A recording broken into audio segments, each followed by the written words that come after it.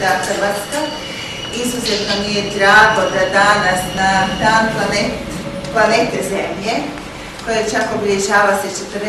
obljetnica početka obilježavanja, koja je bila inicirana od Gaylorda Nelsona, američkog senatora, demokrata. Tako da, evo, ovo je predavanje zaista slučajno danas, što nema slučaja, ali organizirano. Gospodin dr. Ashley Deans je morao malo ostati u Hrvatskoj malo duže zbog tehničkih razloga leta, tako da mi imamo zaista privilegiju da ga možemo danas poslušati o jednoj temi koja je svigdje potrebna, mislim da je u Hrvatskoj neophodna u našem obrazovanju, a to je obrazovanje zasnovano na svijesti. Dr. Ashley Deans je profesor i direktor međunarodnih programa fondacije David Lynch i ja mislim da ćete biti oduševljeni njegovom prezentacijom. Hvala vam još jedan put što ste došli. Mr. Lynch, the floor is yours.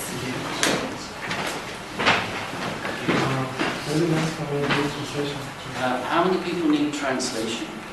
Da li treba neko prijevod na hrvatski? Ili možemo na engleskom uredu? Ako treba, ja ću da sve od sebe s napomenom da nisam profesionalni prevoditelj. Onda recite slobodno, hoćemo ili nećemo? Nećemo. Nećemo? Ok. Ako bi što trebalo, onda to. So far? So far. Is this okay with the light or? That's not so bad. Okay. Do you want to go completely down or? No, this will be good. This will be all right. Later, maybe. Thank you very much. It's a great pleasure to talk to you tonight about consciousness-based education. And this is the future of education in Croatia. That's 100% certain. And it's becoming popular now everywhere in the world. And I'm going to explain to you tonight why it's becoming popular, why consciousness-based education is the future of education. And we'll look at the evidence from science, we'll look at the evidence from case studies in schools, we'll look at the improvements in brain physiology, in creativity, in intelligence, in student behavior, in health, and then we'll look at the benefits for the whole society. So firstly, let's ask ourselves the question, why consciousness-based education? The answer is because when I was at school, and when you were at school, the thing that was considered the most fundamental for a student was to have a good intellect. But there's something more fundamental than the intellect, and that is consciousness. Because you could have a room full of intellectually gifted students, but if none of them are conscious, then nothing gets learned. Consciousness is the most fundamental level of life. If we weren't conscious, we wouldn't exist. Now, if we did exist, we wouldn't know we existed.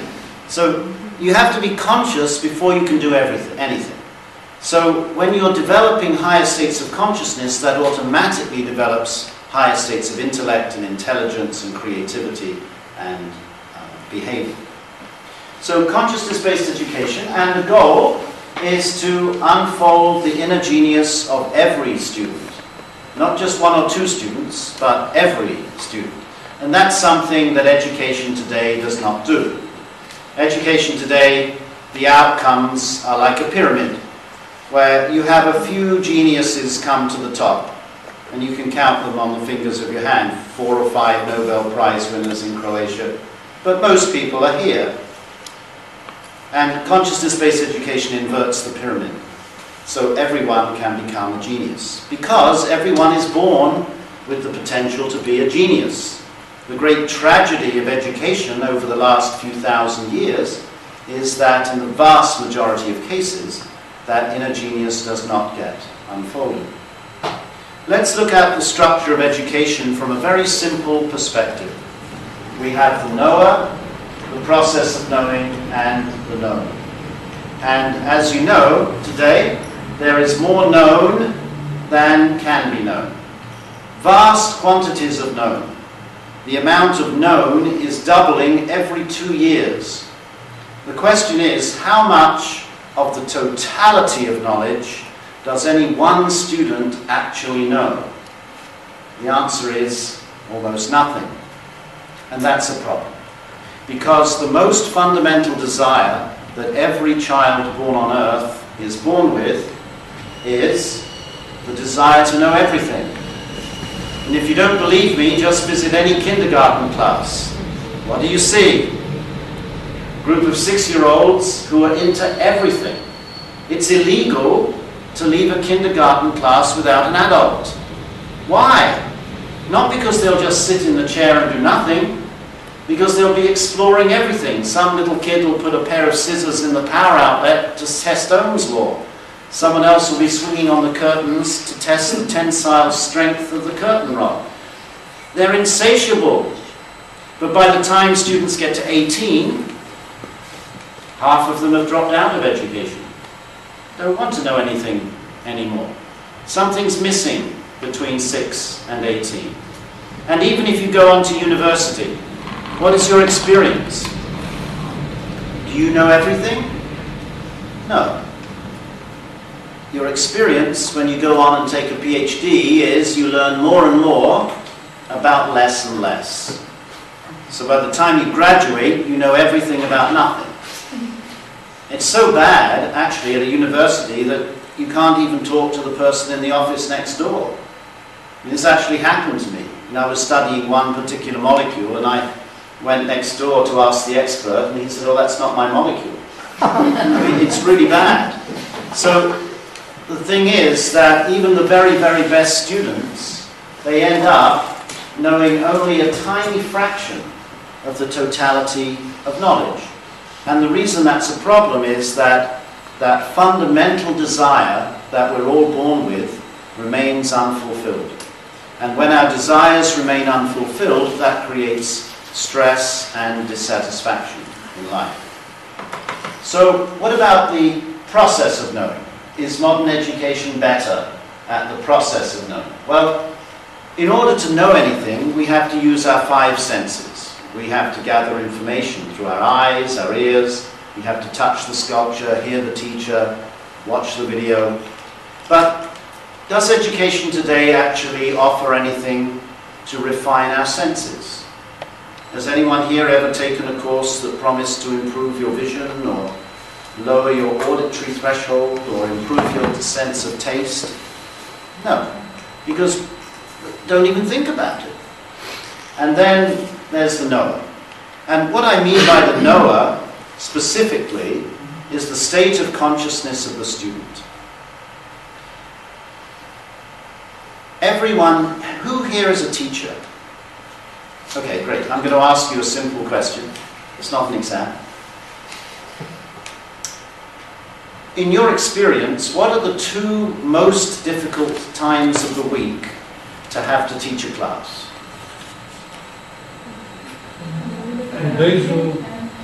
Monday and Friday. Good. Very good. And that's, we haven't met before, right? Because that's, you know, that was the answer I wanted. Okay, Monday and Friday. Now, think. On a Monday morning, the students could be in the sleeping state of consciousness. That's a state of consciousness. And it's characterized by rest in the physiology and no awareness. Friday afternoon, they could be in the dreaming state of consciousness. That is also a state of consciousness. It's characterized by rapid eye movements and beta waves in the brain. And illusory awareness. They're sitting in the classroom, but their awareness is on the ski slopes. And then you have the waking state of consciousness, which you're all in now, where you have awareness of outside objects and activity in the physiology. So those are 3 distinct states of consciousness. And as you go from the first state of consciousness, which is sleeping, to the second state of consciousness, dreaming, to the third state of consciousness, waking, what's happening is you're going to states of greater awareness, greater wakefulness, greater creativity, greater intelligence, greater breadth of comprehension. In other words, all of the qualities that make a great student. Because if you have a student who's wide awake, fully alert, highly intelligent, highly creative, with a broad range of comprehension, you've got yourself a great student. So the goal of consciousness-based education is to develop higher states of consciousness. You're all familiar with 3 states of consciousness. There are actually 7 states of consciousness. So the first thing that we do when we introduce consciousness-based education is we add to the school day 2 periods of 15 minutes where students can practice technologies to develop higher states of consciousness. And the first technology that we use is called transcendental meditation. It's a simple, natural, effortless mental technique that students practice for 15 or 20 minutes twice a day. And during the TM technique, the mind is able to dive profoundly within and experience that field of pure, silent, unbounded awareness at the source of thought. Because the mind and body are intimately related, as the mental activity settles down, the physiological activity settles down, and the student experiences a profound level of rest and relaxation. In that deep rest, the body is able to dissolve deeply rooted stress and strain that is not released during sleep. At the same time, that settled state of mind produces global EEG coherence. The whole brain begins to function coherently. So what physiologists are saying today is that in order for the brain and body to fully develop, you have to have regular sleep. So you need sleep. You also need dreaming, otherwise you'll go psychotic. But if you don't have this 4th state of consciousness, transcendental consciousness, on a regular basis, then the brain fails to fully develop and the body accumulates stress, which leads to premature aging and stress-related diseases. So we need to have regular sleep, regular dreaming, regular waking, and regular transcendental consciousness in order to fully develop. So here's a student practicing transcendental meditation in the classroom.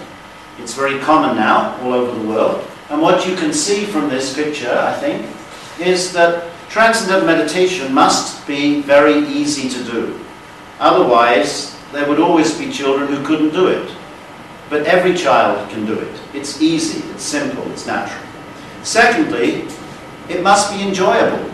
Otherwise, they wouldn't do it. As one teacher said to me recently, well, how do you get them to shut their mouth? Well, it's because when the mind dives profoundly within, then the whole body experiences a deep level of rest and relaxation, and the mind is absorbed within. So then the student is experiencing their own self, experiencing their own inner nature. And over the last 50 years, there have been over 600 scientific research studies at 250 odd universities in 30 countries that have shown that just this simple practice produces a global range of benefits. And I'm going to talk about some of those tonight. And just to summarize, we'll see that it develops the total brain, and I'll talk about the brain research, increases creativity and intelligence, improves job performance, reduces stress and anxiety, promotes health and longevity, enhances relationships, and promotes peace. And what this means in a school setting, of course, is that bullying goes down, violence goes down, respect for the teachers goes up. And you see it's very dramatic, and I'll show you. So let's go back to this student. Now you might think at first, well, this sounds like a total waste of time. Because if we want this student to be successful in life, then why spend 15 minutes twice a day with your eyes shut when you could be teaching this student, you know, calculus or Greek grammar or something really useful? But the thing is, there's always more than one way to do something. There's the obvious way, and then there's a more subtle but more intelligent way. So, for example, if I give you an arrow, and I say I want this arrow in a target 100 meters away, then you can jump up, sprint 100 meters with the arrow, and put it in the target. Great. But then everyone else would laugh at you, because there's a more efficient way to do it. You use a technique, and that technique is the bow. But the bow is very subtle, because if you put the arrow on the arrow is resting. But it's useless. All you could do is shoot yourself in the foot. What you have to do is you have to pull the arrow in the opposite direction to that in which you want it to go. You take it to a state of dynamic silence, where it's at its full potential. And then you just let go, and the arrow hits the target. And that's what these students are doing. Their awareness is settling down within to the source of their total creative potential, deep within. And then when they come out into activity, after 15 minutes, then they bring that increased creativity and intelligence out into everything that they do. So I've been director of Maharishi School now for almost 20 years, and I see this every single day. Our students come from a wide range of backgrounds. We have no entrance exams, and yet every year they score in the top 1% of all classes in the United States. They win the science fair virtually every year. They win the history fair. They win the speech and drama competitions. They won the American high school math exam 4 years in a row. Here's another example. There are international problem-solving competitions called Destination Imagination and Odyssey of the Mind. And these are competitions that are competed in by schools all over the world. And our school now has won the World Championships 4 times, which is more than any other school in the world. And people often ask me, where do you find such creative students? And the only thing I can say is I don't. I don't go out and find creative students. We take any student, but we teach them this simple technique of transcendental meditation that allows them to experience the source of their own creativity and intelligence deep within. So it's obvious that something fundamental is happening. Something fundamental that is affecting every area of life. And it's rather like if you look at a tree. A tree may have some fruits, some leaves, some branches, some bark. If you want to improve the whole tree, it's actually quite easy. All you have to do is water the root. You enliven the root, and then from within, on the level of the sap, the whole tree gets nourished. One simple thing can nourish the whole tree. So let's ask ourselves the question, what is that most fundamental level of life that needs to be nourished? And as a physicist, I'm tempted to ask a deeper question, actually. What is the most fundamental level of the whole universe? Let's ask that question. Because you may not have asked that question today to yourself. You may have been on the tram thinking, something else. But let's think now, what is the most fundamental level of the universe? And to answer that question, we have to turn to physics. And what does physics tell us about the universe in which we live? Well, if you look around the room, you can see some obvious things about the universe. That the universe is infinitely diverse. Everyone in this room looks different. And you look different from the projector, which is very fortunate for you, and the table, and the trees, and the stars, and the galaxies. Infinite diversity and constant change. This room looks different now than it did an hour ago, or a year ago, or 10,000 years ago. But what physicists discovered was that deep within the change are elements of non-change. For example, if I drop this pointer, the law of gravity is the same now as it was an hour ago, a year ago, 10,000 years ago. So physicists discovered these non-changing laws of nature deeply embedded within the structure of the universe. They also discovered that the universe is structured in layers of existence. So if we look at a chart for physics,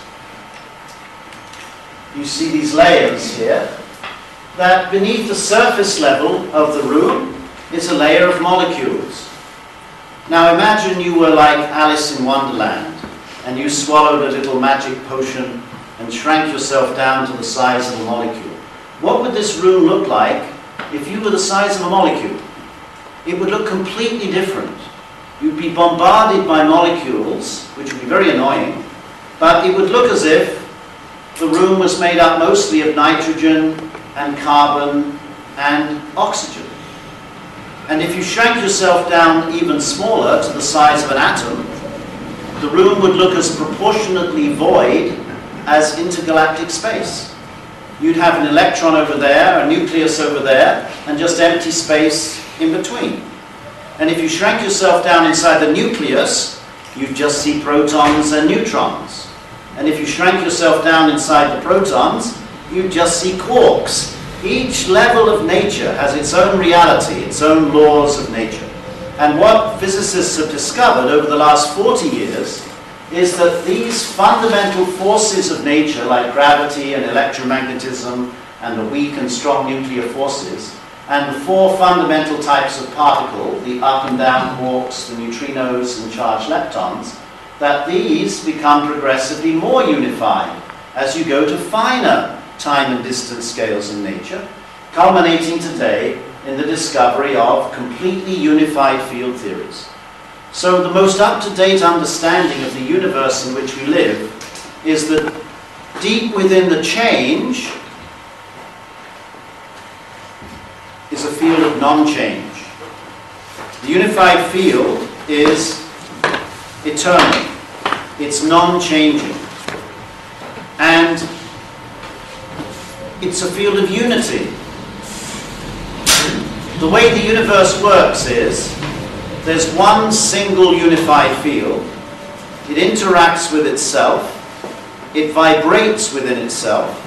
And those vibrations appear as electrons, protons, atoms, molecules, DNA, human beings, projectors, stars, galaxies. Everything in the universe is simply an expression of the vibration of the unified field within itself. Now, why am I telling you this? Because if you go back to that child in kindergarten who wants to know everything, and that child grows up to survive high school like I did, very proud of the fact that I'm a high school survivor, and goes to university, what would happen if you went to the University of Zagreb and you said, here I am, I'm 18, I want to know everything? Well, the registrar would, probably refer you to a psychiatrist, but what they'd say is you can't know everything, you have to do something. So if you chose physics, you'd end up, after your PhD, maybe becoming an expert in laser technology or maybe electronics. But I could draw a chart over here for chemistry, showing how all of chemistry comes out of the unified field, or all of biology, or all of economics, or all of computer science. So you could spend an infinite number of lifetimes studying each of these boxes, and you still wouldn't know everything.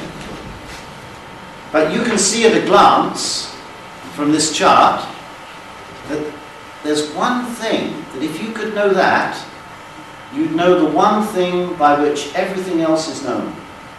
What would be that one thing that would be most useful to know? It would be this. It's like the seed of the tree. The tree may be infinitely complicated, but you can hold the seed in the palm of your hand, and the total knowledge of the tree is contained within the seed. So the goal of every student should be to know the unified field. Well, it's not so easy through physics. I mean, if you became inspired by this lecture tonight, which I think is highly unlikely, but if you did become inspired, and you decided, I'm going to study physics. So you go to university, it would take you 20 years of hard studying to be able to write down the equations of the unified field and really understand them. And then you'd be able to go to, anyone and say, here are the equations of the unified field. And they might say to you, yes, that's great, but what use are they? And you think, well, what use are they? I mean, will these equations make you wealthy? No. You won't have earned any money for 20 years. Would they make you healthy? No. Would they make you happy? No. Would they make your spouse happy? Almost certainly not if you've been studying physics for 20 years. So the point is, they have absolutely no value. But here's the $1 million question, or I should say the 7 million kuna question. Here's the $1 million question. If we can arrive at the unified field by going to finer levels of material existence through physics, finer levels of objective existence, could we experience the unified field by going to finer levels of subjective existence? Because by definition, the unified field is the source of everything in the universe. It's not just the source of our DNA and our arms and our legs, but it must also be the source of our consciousness, our mind, our intellect, our feelings, emotions, our ego. Everything in the universe is an expression of the unified field. So let's look at consciousness and see if we can arrive at the unified field through objective knowledge. Could we arrive at the unified field through subjective knowledge? And here's our consciousness, and these wavy lines here represent the surface level of the thinking mind in the waking state of consciousness. Now everyone here, just checking, yeah, brilliant. Everyone here is still in the waking state of consciousness, which after electron physics is quite rare. So you're all in the waking state, and therefore you're all thinking, why did I come tonight? When is it going to finish? All these thoughts are going through your mind. This is the surface thinking level of the mind. Now, in transcendental meditation, you experience a thought at finer levels in the development of a thought, transcend the subtlest impulse of thought, and experience that field of pure, silent, unbounded awareness at the source of thought. Now that's very abstract, so I'll make it more concrete with an analogy.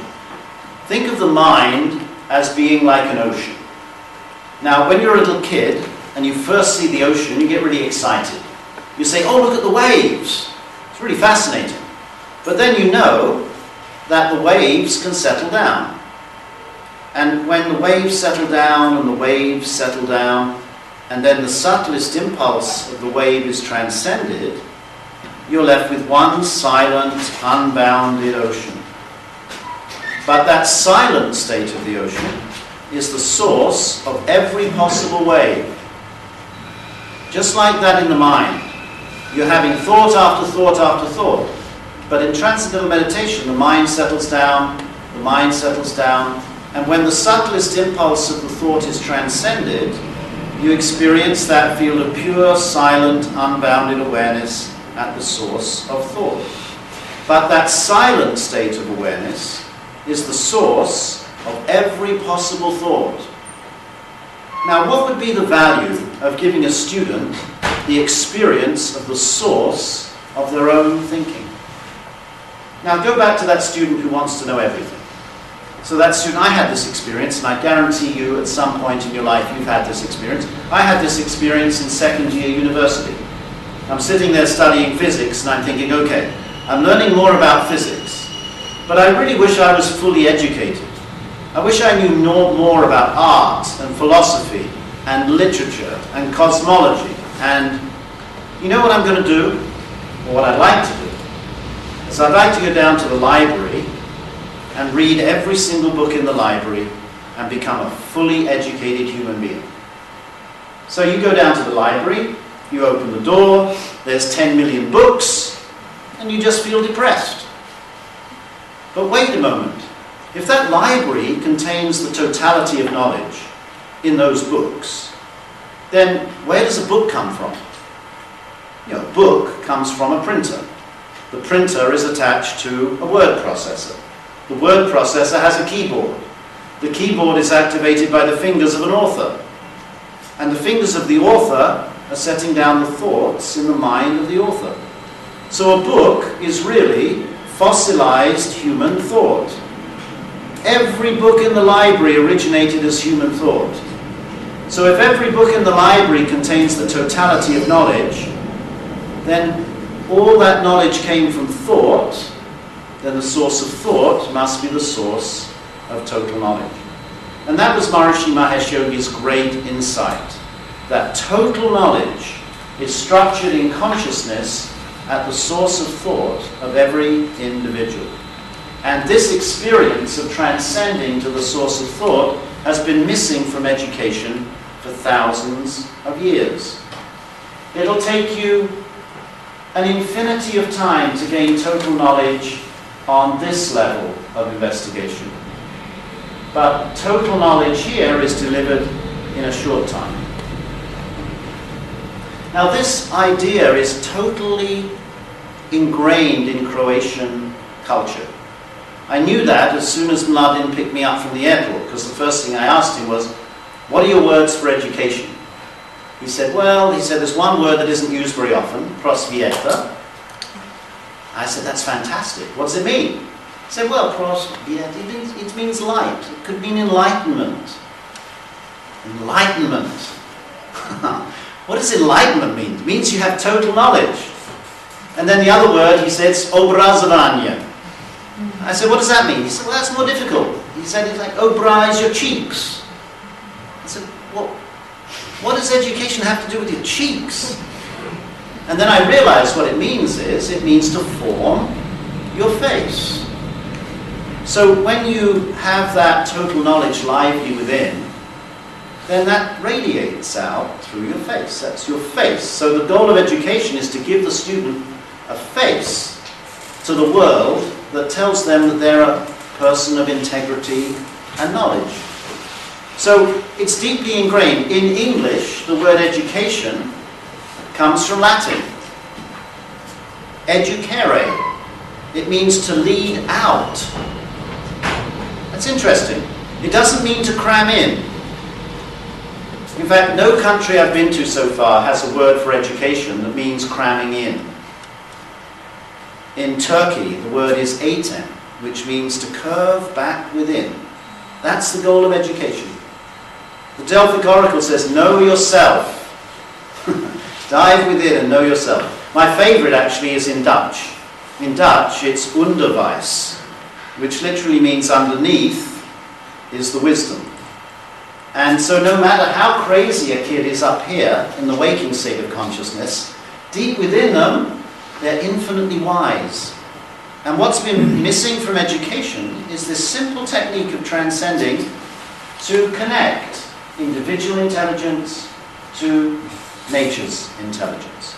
And of course, this isn't just the source of all human knowledge that we've uncovered as human beings so far.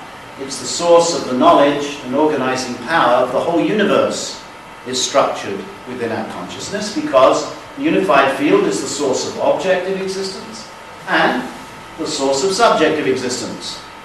So this really is total knowledge. Anything you wanted to ever know is structured in your own consciousness deep within at the source of thought.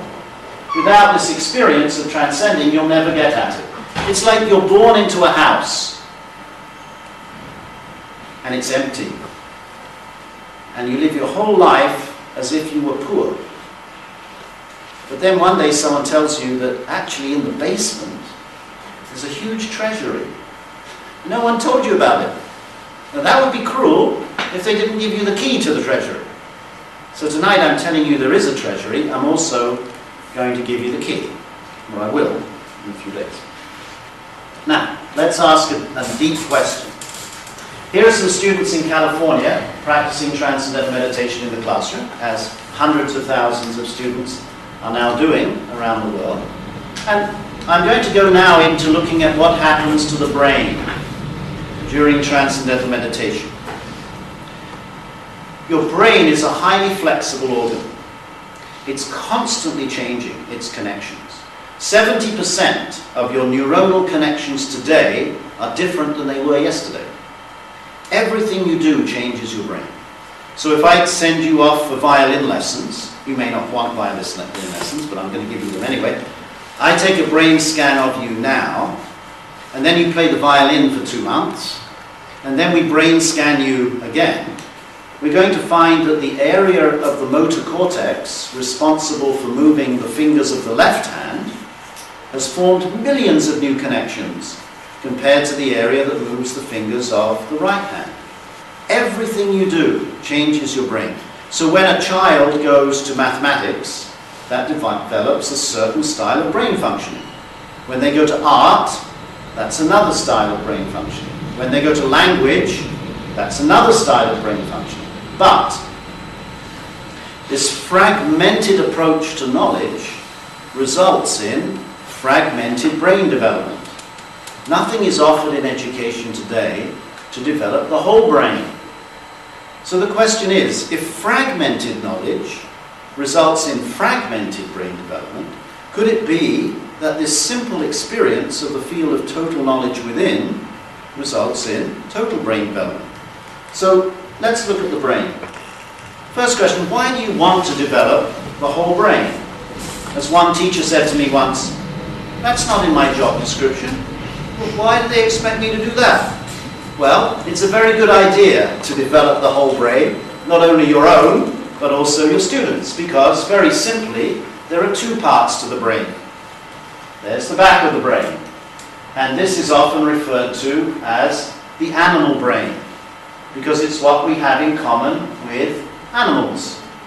So if you forget the superficial differences and wonder, what is the difference between me and a cow, for example, picking any old animal? Well, here's the motor system. Cow can walk, and I can walk. Cow can see, I can see. A cow can eat, I can eat. Cow can go moo, I can go moo. So we're pretty similar. What's the big difference? The big difference is this. This is the prefrontal cortex. This is our chief executive officer. This is the part of the brain that other animals do not have. And it's this part of the brain that governs the animal brain. So if education does not develop the whole brain, you can end up with human beings who behave more like animals than human beings are supposed to behave like.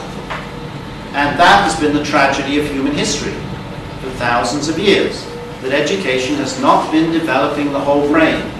And that is the cause of every problem that you can imagine.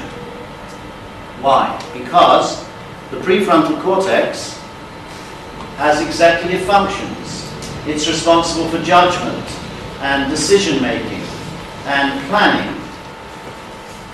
You've never seen a cow packing a suitcase and planning a vacation. They don't do it. They can't do it.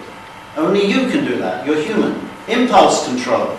If you're having trouble with some kids at school, ADHD or misbehaving or talking while you're talking in the classroom, it's because of the fact that their prefrontal cortex is still developing. Moral reasoning. Now you know this by years of experience. Morality does not come by telling people what to do. You can't legislate morality.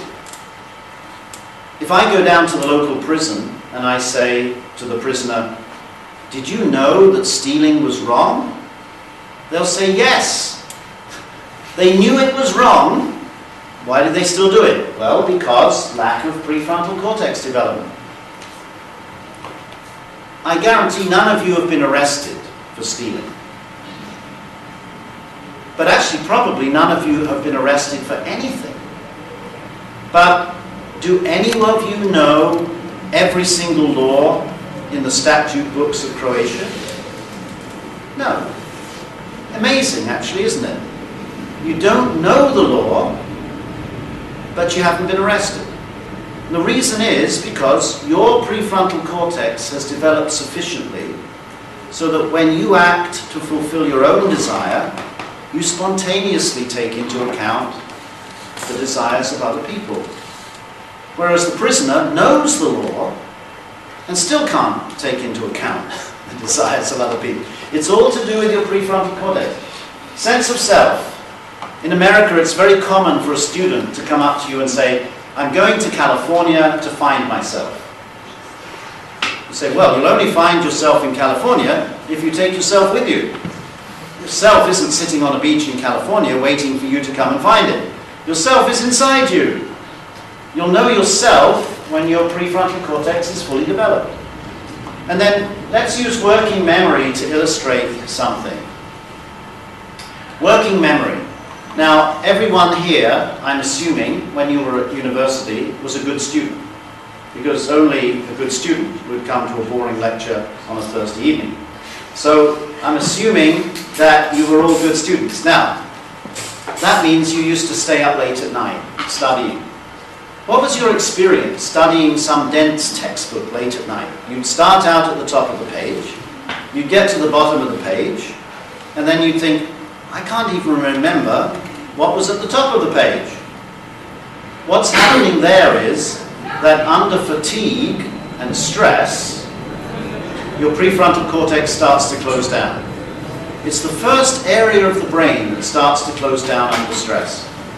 Now remember, everything you do changes your brain. So if you keep putting the brain under stress, then your prefrontal cortex can become damaged permanently. And that we see is the tragedy with education today. This was summarized by Newsweek magazine. This is what education is like today. The philosophy being, may not be the philosophy yet here, but watch out, it's the philosophy in America. It's going to come here sooner or later. The idea is so much to learn, so little time, let's get the children started at the earliest possible age. And you can see that what that creates by the time the child is 6 or 7, stress. Now by the time this child is 16, she's going to have a lot of stress. What do 16-year-olds in America do to cope with stress? Cigarettes, alcohol, drugs, violent video games, all of which damage the brain. So actually, they're not only having their brains partially developed in school, they're destroying their brains outside of school. And you see that very clearly in these brain scans. This is a normal brain. This is a positron emission tomography scan. And this is a stressed brain. And you can see these functional lesions in the prefrontal cortex. So this is something you don't want your graduates having brains like this, because it's not, it's obvious, isn't it? All right, so here's the good news. Transcendental meditation gives you exactly the opposite experience of stress. Gives you the experience of restful alertness. And we'll see now that that activates and strengthens the frontal circuits and reconnects the Chief Executive Officer. So here's a researcher, Dr. Fred Travis, looking at the brain of hopefully a willing subject. And what they're doing here is looking at 32 different points on the brain, and they're looking for what's called coherence. Coherence is a measure of the connectivity between different brain areas. In other words, it's asking, does this part of the brain know what this part of the brain is doing? Does this part of the brain know what this part of the brain is doing? And what they find is, here as the coherence at alpha frequencies, here's with eyes open. You see there's some coherence here, some coherence here. Here's with eyes closed, and then here's during transcendental meditation. This is a new meditator, and this is within about 2 minutes of beginning the practice. So as the mind goes within to experience that field of total knowledge within, the whole brain starts to function coherently. And this gives you the whole story, really, about consciousness-based education.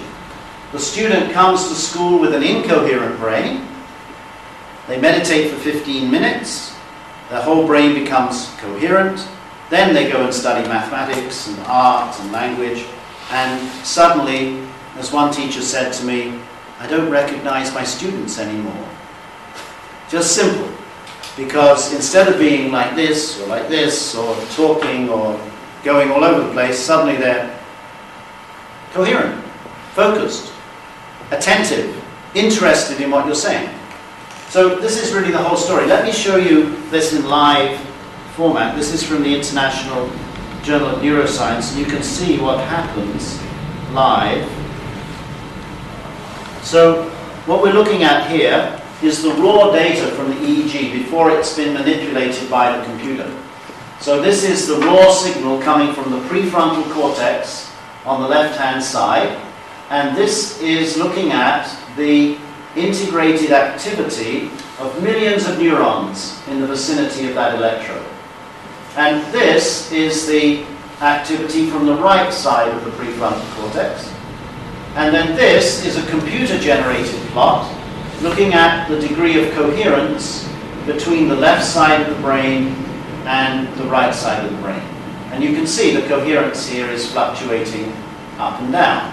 The coherence could go from as high as 100% up here, or it could be as low as 0%. And this is with eyes closed. So just sitting with eyes closed. Now, they begin transcendental meditation. And they're given the instruction, as soon as they begin the technique, within seconds, then the whole brain becomes coherent. The left side of the brain becomes coherent. The right side of the brain becomes coherent. And you see the coherence between the left and right sides of the brain increases and stabilizes out at a high value. So again, you see the whole story here. The student comes to school with who knows what type of brain.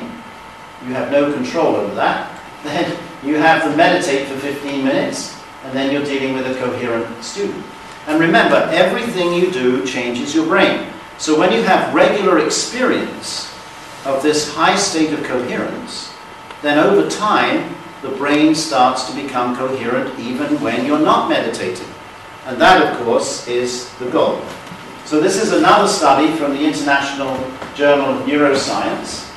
This is looking at frontal brain coherence in a group of college students. This is frontal brain coherence here. And this is the coherence with eyes closed at rest. And this is the coherence with eyes open while they're solving a problem on the computer. And this is before learning TM, so this is the baseline. Then after 2 months, this is the coherence during transcendental meditation compared to eyes closed. This is the coherence now after 2 months while they're solving a task on the computer. After 6 months, after 12 months, and it just keeps growing. So this is a 50% increase in coherence over a 1-year period. These students are going to be much better students than they were here. Now you notice these two curves are different. What happens here? Well, the reason why this is flat is because transcendental meditation is effortless. It's so easy to do that on your very first meditation, you're just as good at it as in your 1000th meditation. You don't get better at meditating over time. It's like if I show you how to water the root of a tree, I show you how to turn the hose on. Well, that's so easy that when you're watering the tree for the 1000th time, you're no better at watering the tree. But what happens is, with regular watering, the tree flourishes. And that's what you're seeing here. With regular meditation and then regular activity, the brain becomes more coherent during activity. And here's just one study, there's hundreds, but this is from the journal Intelligence, looking at the effects of transcendental meditation over a 6-month period. So compared to the control groups, creativity increased significantly. This is effect size. Field independence, practical intelligence, mental efficiency, abstract intelligence, also as the IQ goes up. So to summarize, we can say everything good about the brain depends on its coherent functioning. Experience of transcendental consciousness increases brainwave coherence. That correlates with increased creativity, concept learning, moral reasoning, intelligence, decreased neuroticism, anxiety, depression, better marks in school, better neuromuscular integration. So everything good about the brain depends on its coherent functioning. So we can summarize this now by saying that only the experience of transcendental consciousness enlivens total brain functioning. And then there's one other thing we need to talk about. And that is, remember that while the brain is functioning in a highly coherent way, the body is experiencing this profound level of rest and relaxation. So we know today that stress has been linked to the vast majority of diseases in our society. Cancer, diabetes, breakdown in the immune system, alcohol and substance abuse, cardiovascular disease, anxiety, depression, ulcers, insomnia. The list is almost endless. The question is, if we now have a way of systematically giving the mind and body the opposite experience of stress, do we have a way of preventing these stress-related disorders? And the research now is overwhelming. Over the last 40 years, here's one study looking at hospital admission rates for different categories of disease. And the orange is the control group, the green is the meditating group. Now, for this particular reason, there's no difference between the two groups, but this is childbirth. So this is not a disease. But if you look at heart disorder, it's 87% less. This is tumors. Every category of disease is lower. The research is showing between 50 and 70% lower, just from practicing transcendental meditation. Young people today in America are getting high blood pressure. High blood pressure is the most serious disease in the world today. Complications from high blood pressure will kill more people than anything else worldwide. And this is their blood pressure of the control group over 8 months, and this is the systolic blood pressure of the TN group over 8 months. And study after study have shown this, that Maharishi University of Management, where I teach, has now received $25 million from the United States National Institutes of Health to establish a preventative medical program and to continue research on hypertension and other stress-related disorders. So it's pretty overwhelming now, the research. And it all comes from this one simple thing, one simple technique, and then you experience that field of unity that links everyone and everything together. Now, on the surface, it looks like everyone is separate, right? Everyone is different, with a gap in between. But from a physics perspective, you're all expressions of one underlying field. You're all completely connected. You don't see the connection on the surface. You only experience the connection when you dive deep within. Now, think of a stressed individual. Transcendental meditation reduces stress. What do stressed individuals do? Think of a stressed individual in your life and you'll think, well, what do? Well, they lose their temper and they smoke too much and they drink too much and they're more likely to have an accident and they're more likely to get sick and they're more likely to suffer from insomnia, and the whole list goes on and on. But think of a society. A society is a collection of individuals. So if you have 4.2 million people in Croatia, then we could talk about acute social stress. Social stress would equal the sum of the stresses of 4.2 million people. And you can actually measure social stress. You can measure things like cigarette consumption, alcohol consumption, divorce rate, accident rate, sickness rate, crime rate, violence rate. They all give you an indication of the stress level of society. So obviously, if all 4.2 million Croats were practicing transcendental meditation, the stress level in society would go down. That's obvious. What's less obvious, but what has been found, is that you only need about 1% of the population practicing transcendental meditation to get a measurable decrease in acute social stress indices. So that's 42,000 people. But even that would take quite a bit of time. Here's the really good news. Imagine a lake. It's like a field. It's like a unified field. If you took 42,000 stones and you dropped them into the lake at different places and different times of the day, you'd create ripples over the whole lake. But if you took a smaller number of stones and you dropped them all in the lake at the same time in the same place, you'd also create a huge effect. And that's what's been discovered, is when you have a group of people practicing transcendental meditation, together with its advanced techniques and TM City programming, yogic flying, together in a group, so they're enlivening this field. Advanced techniques are practiced from this fundamental level.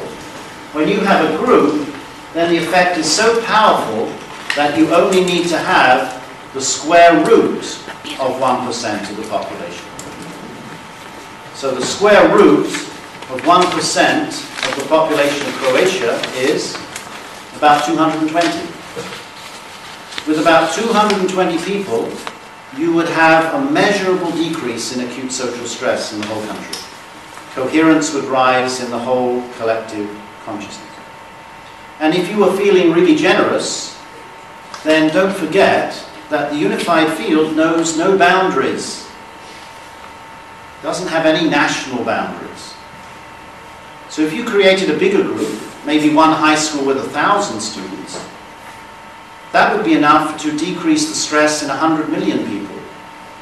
That would decrease the stress in Serbia and Montenegro and Kosovo and Greece and Macedonia and Slovenia and possibly even Italy.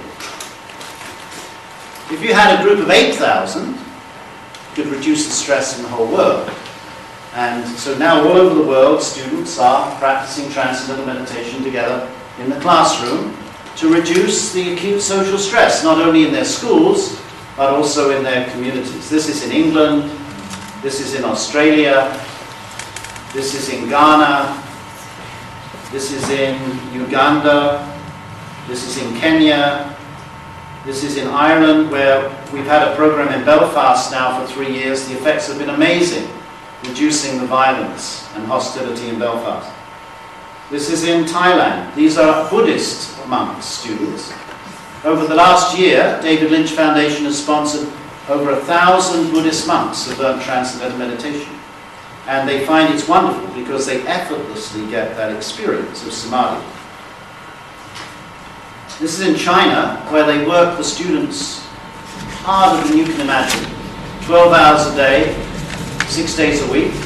When I went to this school, one of the girls stood up in the classroom and she said, "I wish to welcome you to our school because you are going to teach us how we can work even harder."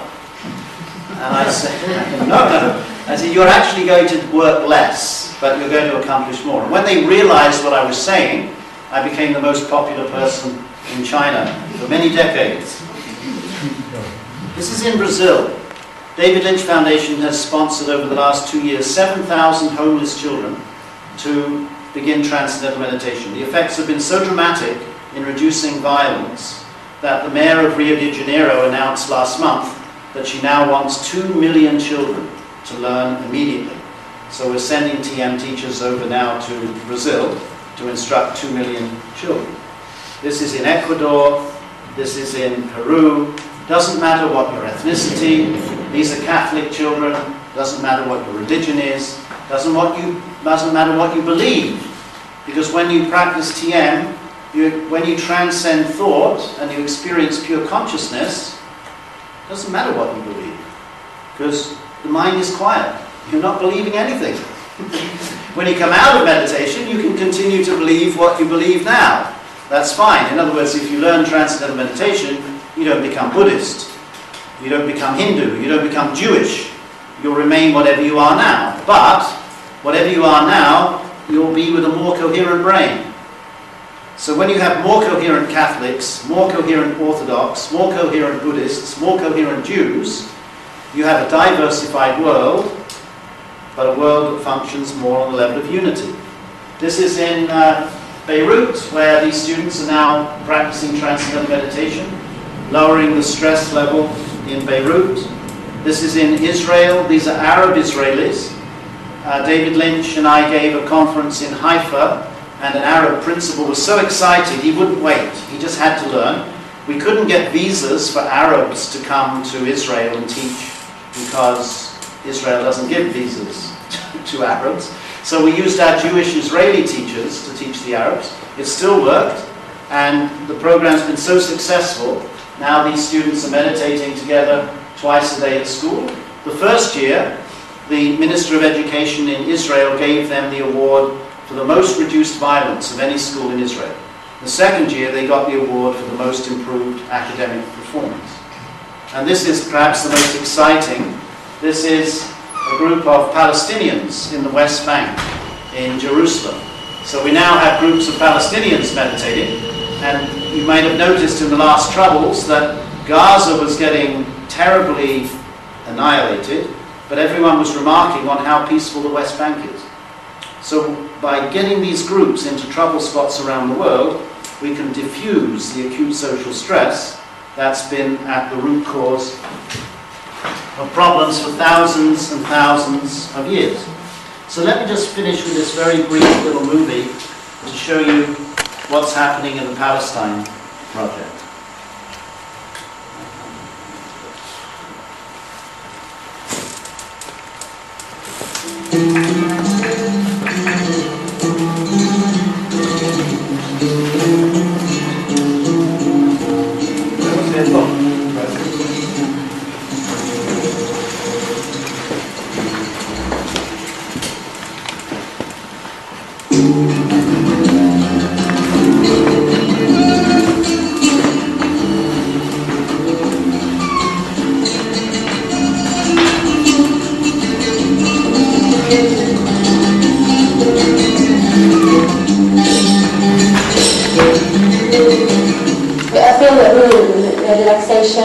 And I can speak with people. I can, as you see me, I am so happy now, and that affects the people who are around me. And I solve my problems better now. That's really affect me.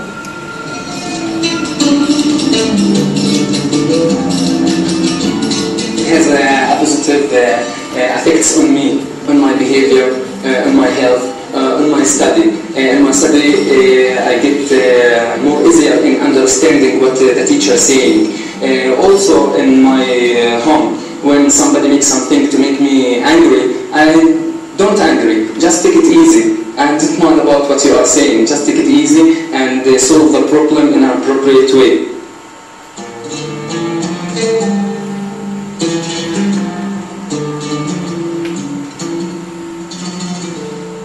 This is the first thing I encountered in my life. I feel more comfortable, relaxed. I feel the purity of my mind. After that, I feel like flying in the sky. When I meditate, I feel like a skylark or something like that. So I'd be happy to answer any questions. There's a huge amount of interest now. We can turn the lights back on. There's a huge amount of interest now in Croatia. I've just spent like 3 weeks in the Balkans, and everywhere now schools are starting. So if you have any practical questions about how it works, what's the next step, I'd be happy to answer any questions.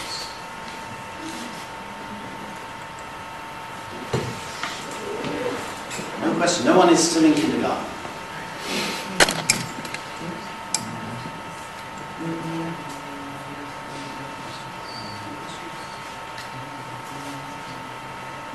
Did you have some contacts with headmasters in Croatia in our schools? That's what I'm starting to do now. Yeah, I just had 3 meetings in the last 2 days, and every single one was saying yes. In primary school, secondary? Doesn't matter. When a child learns TM, the technique that you've seen where they're sitting down, they learn at 10 years old. But we have a children's technique between the age of 4 and 9. They just do it 5 minutes twice a day while they're walking or doing some little practice the advanced techniques and really generate that coherence. But any age, and of course what I've seen now with hundreds of schools is it just transforms the school. Within a week, you'll notice a difference in the school. The first thing you notice, well, it depends what role you play in the school. Let's start with the principal. What does the principal notice first? Well, the principal firstly notices that the teachers are much calmer, much less stress, much fewer problems, able to deal with classroom management better, they have more energy. One principal, 100% of the teachers are in school. If you're a teacher, obviously you want to practice because, I mean, who wants to be a teacher with no energy? I have teachers at our school who are in their 80s and they still teach because they say they have more energy at the end of the day than at the beginning. If you're a student, then you just start to notice you're less anxious, you can focus better, they find that they get better at sports because their reaction time improves, just benefits every area. And in terms of bullying, you'll find that mistreatment of one student for another starts to go down, because as their brain begins to develop more, then they start to take more account of the feelings of others. It's a spontaneous thing. You don't have to change anything you're doing now. Think about it. Let's suppose you wanted to completely change education in Croatia. Maybe there are people in Croatia saying, education isn't so great, let's do something different. What are your options? Well, you've already got highly trained teachers, so you're not going to get much better at training the teachers. You've already got nice facilities compared to most countries in the world. You're not going to change much by building new buildings. And you've already thought through the curriculum a million times. So what else is there to change? The only thing you can change is the coherence of the brains of the students. And then suddenly everything you're doing now will start to work better. One question. I used to work in school before, and it really goes in a university or in a high school, but with small children, it's... Good. Well, the way it's done is that obviously this is a concern everywhere, not just here. So what we do is those two 15-minute periods are called quiet time. And the whole school becomes quiet. Teachers, administrators, and children. And then the children are offered the choice of whether to do transcendental meditation or some other quiet activity. If the child is under 18 years old, they need to get written permission from their parent to do transcendental meditation. So the way it works is very simple. The first thing that happens is the principal learns transcendental meditation. That's the first step, always. And then a few teachers learn either with the principal or later. And then what happens after that is natural. Because when the other teachers who are looking at this like, whoa, I'm not getting into this.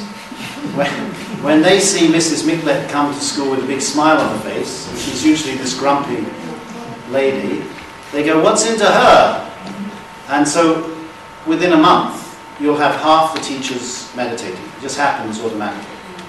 And then once the teachers are meditating, or 50% of the teachers are meditating, then it becomes very easy for them to sit with the principal and to figure out how are we going to get these two 15-minute periods.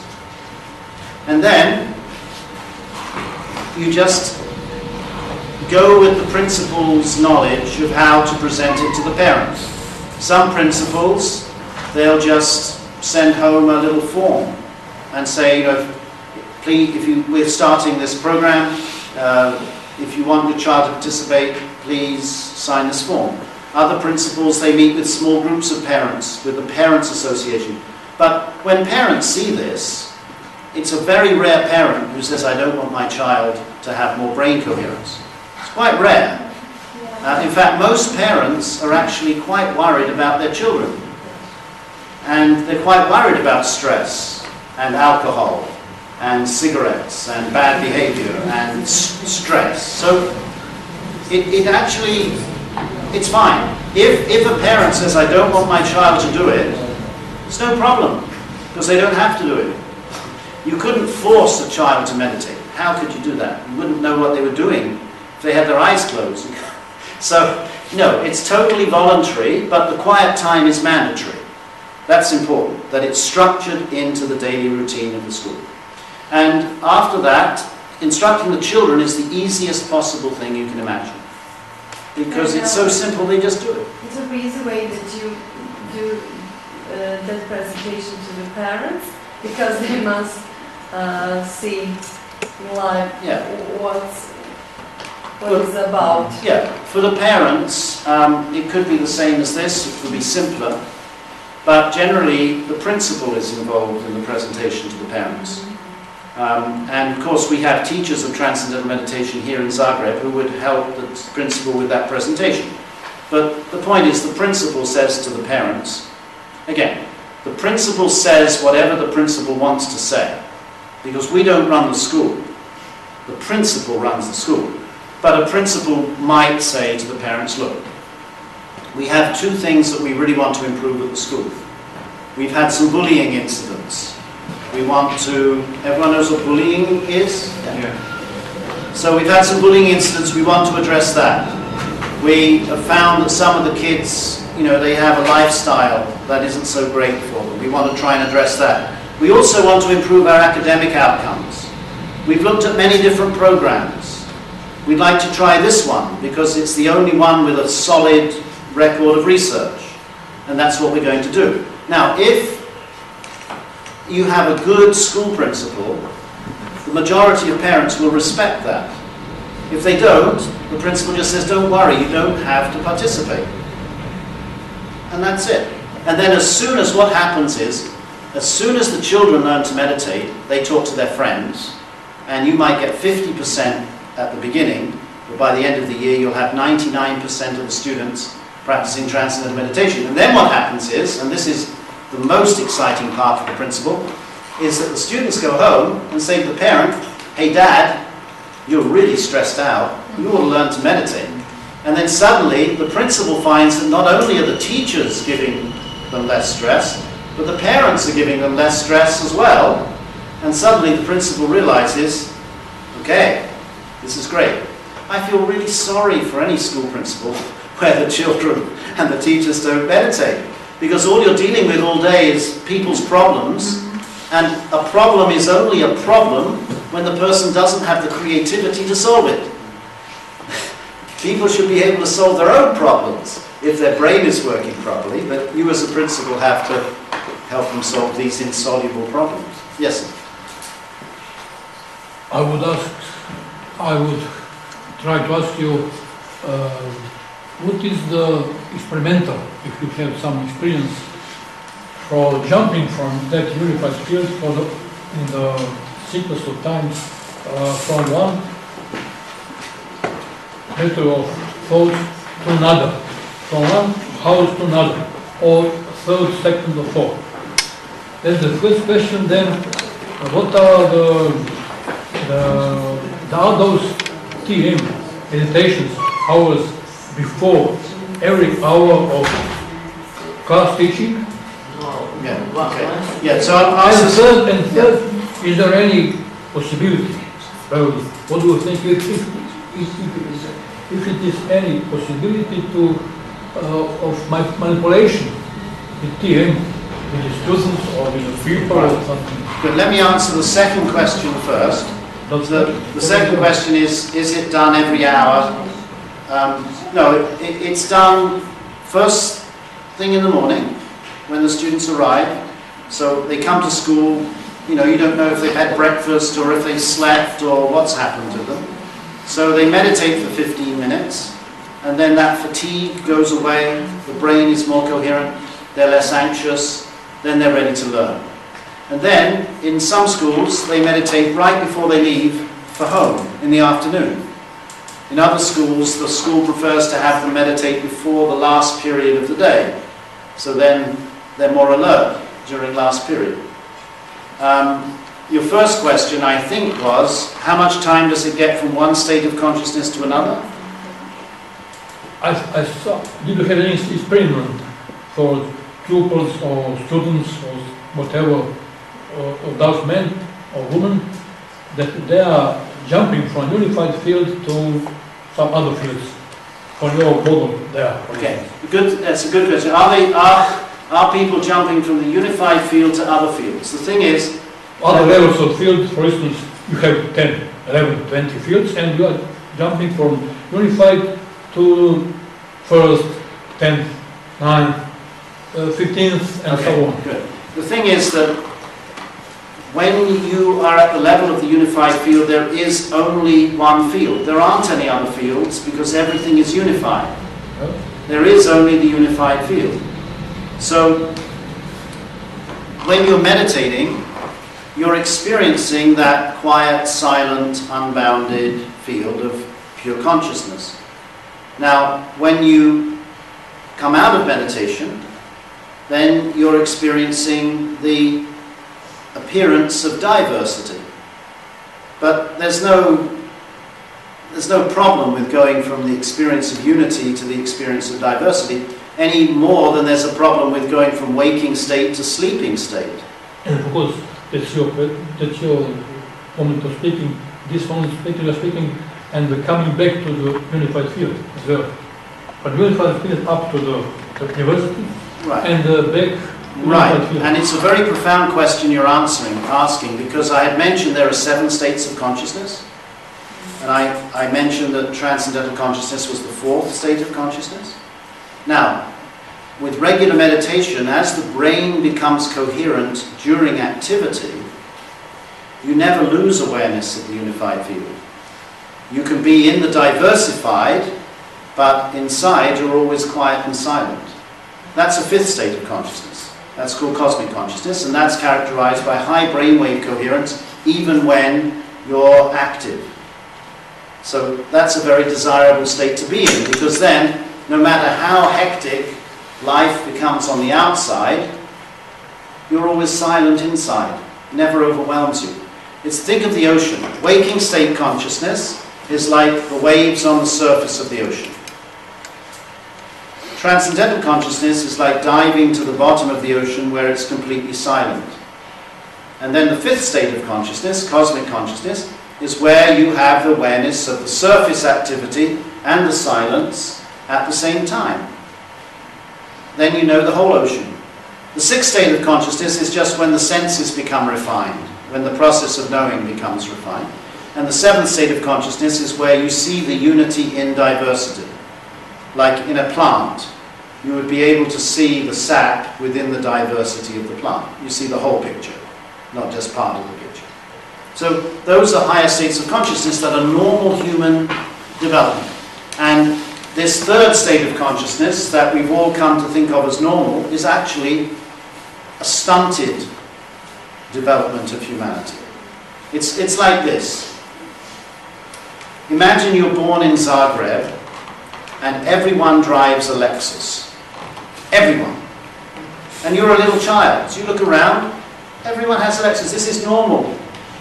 But each one of those cars is only running on one cylinder. So as you grow up, you think, oh, cars vibrate a lot. It's normal. Cars only go at 10 kilometers an hour. It's normal. Cars belch black smoke. It's normal. And then one day someone comes along and says, wait a minute, I just discovered an owner's manual. If you just twist this little dial just a little bit like that, you can run the cars on 6 cylinders. Wow, it's a miracle. Well, it's not a miracle. That's how the car was designed to function. It's just that because no one was functioning like that, you thought that running on one cylinder was normal. It's not normal. It's completely abnormal. All of these things that we've taken as normal human behavior, like violence, war, problems, suffering, all of that, it's not normal. It's only the result of lack of proper brain functioning.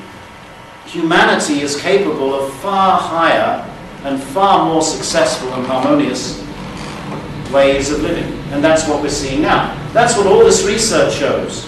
More creativity, better health, more energy, greater happiness, less depression. it's all saying the same thing, that we need a tune-up, basically, and that the tune-up is very simple. And when you start out with kids, before their brains get damaged, it's amazing how they turn out. When they're meditating as they're developing, their brains form in the correct way. Us adults, we already had damaged brains. When we meditate, the body starts to repair the brain, but you still get the benefits. But the kids who meditate, they're just amazing. They can do anything. I see it every day. What about manipulating? Manipulation. Yes. Good question. Well, the thing with transcendental meditation that's so wonderful is bad manipulation. Yeah. The thing that's so wonderful about it is that you don't have to believe anything in order to do it. It's only technical breathing. It's just nothing. It's a lot of... Well, it's easier than that. It's easier than that. The thing is, yeah, it's a good question. It's like if I tell you that brushing your teeth will make your teeth clean, right? You don't have to believe that in order to get the benefits of brushing your teeth. You could brush your teeth twice a day and never believe that it's making your teeth clean. But it is. It doesn't matter what you believe. It's irrelevant. What you believe is irrelevant to the process. There's nothing, no one's saying to you, now you're going to experience this deep level of like this. No, they just teach you this simple technique. You transcend, okay, that's who I am. For the first time in your life, you'll experience who you actually are. That's who you are. You don't become like someone else. You're not going to become like me. You're going to become like you. That's what you'll be. For the first time in your life, you'll go, aha. Excuse me, you haven't answered me my question about manipulation. Manipulation? Yes. Well, I'm saying there's none. Okay. That's what I was giving a long-winded answer by pointing out that there's no manipulation whatsoever. You're just practicing a technique that allows you to experience your own self. That's all.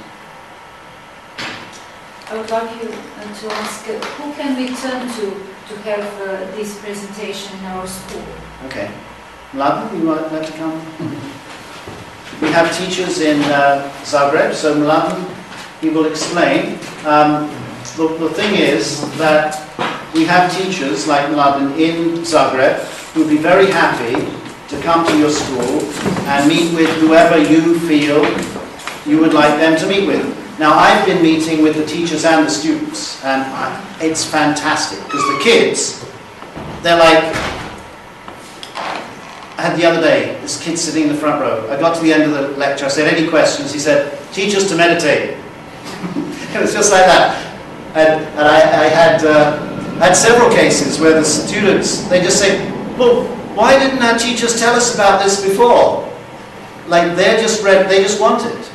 So, yes, we have teachers who can come to your school, meet with your principal or your teachers or whatever you want to do. So, Mladen, you want to explain? Dobro večer, pozdravljam vas u ime Saveza za TM, mi smo domaćini boravka gospodina Vinsa. Samo da vam kratko kažem, imali smo 3 ovakva predavanja u 3 srednje škole privatne, jer oni ipak imaju malo više slobode, da nas pozovu i da se ne moraju nikom opravdavati. Reakcija je bila dobra. Sad, ako vas zanimaju te škole, onda mi ostavite svoje podatke pa ću reći njima da kontaktiraju vas, jer možda ne bi htjeli sad tako. Na koji način možem, ne znam, postoji savez za transcendentalnu meditaciju. U školu poslati nekakav dopis ili nešto, budući da se nas samo učiteljica škole, treba doći do ravnatelja, ne? Tako je rekao gospodin Dins, počinjemo od ravnatelja. Mi ćemo iznimiti ovaj materijal, kada možemo napraviti DVD kao prezentacijski materijal. Da, neko od nas dođe i prezentira to školu. Mi smo na podatke možete dobiti kasnije kada ovo završi, ostanite pa ćemo se nađevati. Mene zanima da li ste imali kakve kontakte sa različitim ministarstvom prosvjete, jer većina škola je državnih. Tako je, i tam su nas tako izignorirali da je bolje da... Od vrha do dna, ne sad. Da smo išli u privatnu školu. Da li ste ove škole ili To su... Da, to. The question was that, because Mladen said that in Croatia you talk mostly with private schools. And I was wondering, are those schools that you presented in other countries also private, or are there public schools normally? Wide range, every possible type of school, public schools, private schools. I mean, in Brazil, everything, everywhere. It doesn't matter. I mean, the only reason I've only been here a few days, so we've talked at universities and schools, and it's just a coincidence. I mean, I talk at public schools as well, and public schools throughout the United States are doing it. It doesn't matter what type of school it is. It's just a question of finding a principal who understands it and wants to go ahead with the program. That's the only criterion. It's really important that the principal runs the program. That's the only criterion. So if it's a principal that doesn't have any control, we're not so interested in doing it in that school. We'd rather have a really strong character who can make it happen. It's better.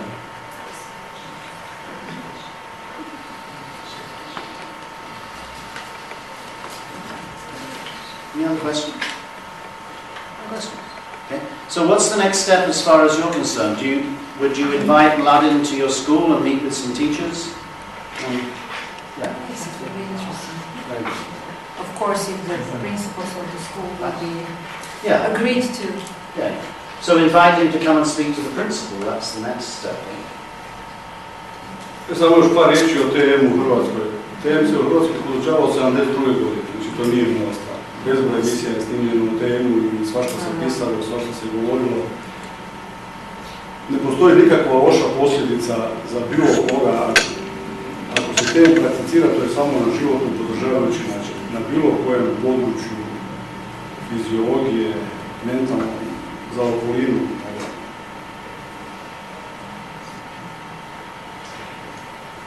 And you'll be happy to know that there are now schools in Serbia and Montenegro and now Macedonia and Slovenia that are also starting. So it's softening, going to soften the whole atmosphere in the whole Balkans in the next few months, certainly over the next year. Prosto gospodin, da li kod nas ima nekakvih iskustava sa temeljnom? Odnosno, da li je opet, što sam rekao gospodinu, da je to prije svakog sata ili na početku ne, to se prakticira. Dana? Kad govorimo... Da li ima uspjeha u školi već? Ne, nije to rađeno do sada. Ovo je bila prva prezentacija u školama. Tu kod nas. Govorimo o Hrvatsku. Da, ovo je sad prvi put da je bila prezentacija u srednjim školama. Počeli smo od srednjih škola, jer tamo su đaci 3. 4. razred, smo njih pozivali posebno, koji su ili punoljetni ili su blizu punoljetnosti. Treba biti 18 godina, inače treba dozvola oba roditelja i sad to su tehnički detalji. Pa smo počeli sa 3. i 4. razredom. Bili smo gosti u 3 škole, srednje, privatne. Ideja je da se meditira 2 puta na dan po 15 minuta svaki put. Na početku kad oni dođu u školu, đaci, onda se utvrdi to, taj tihi period, oni koji neće meditirati, oni sjede i čitaju ili rade nešto što ne proizvodi ne galame, da. I na kraju nastave sjednu i 15 minuta meditiraju. Znači 2 puta po 15 minuta. We had a wonderful experience in Sarajevo. There was a lady who was running a Montessori school, and she started meditation, and after 2 weeks she had 80 parents and students and staff signed up to learn. They learned last weekend. Now she has another 80 who are going to start next weekend. And so the word is now spreading throughout Sarajevo like wildfire. That's why I have to go back to Montenegro tomorrow and then on to Sarajevo because there's so much interest. So the first school that starts generates a huge wave of interest. But people who've been meditating for just 2 weeks, they go, wow, I've got to do this. And that's what happens. So anyone who wanted to learn individually could come to your lecture tomorrow, right? Sutra je u 6 sati na Zelenom trgu dva nastavaka ove priče koju ste čuli večeras. Zeleni trg, to je Gorbik, one 3 rakete, srednje rakete.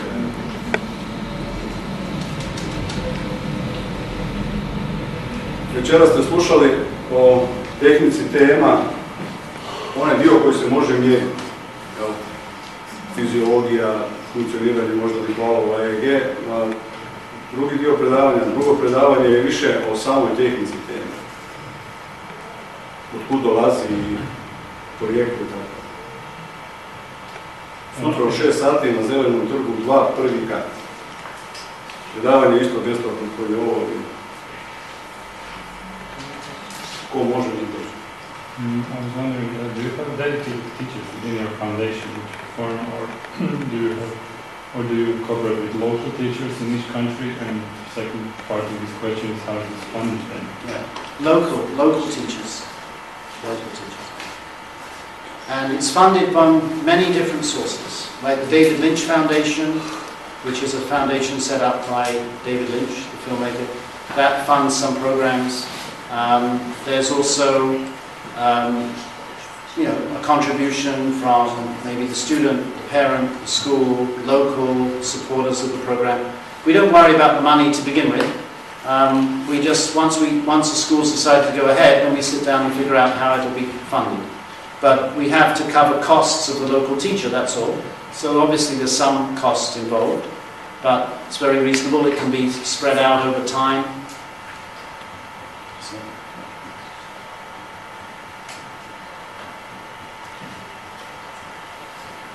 Okay, might be good.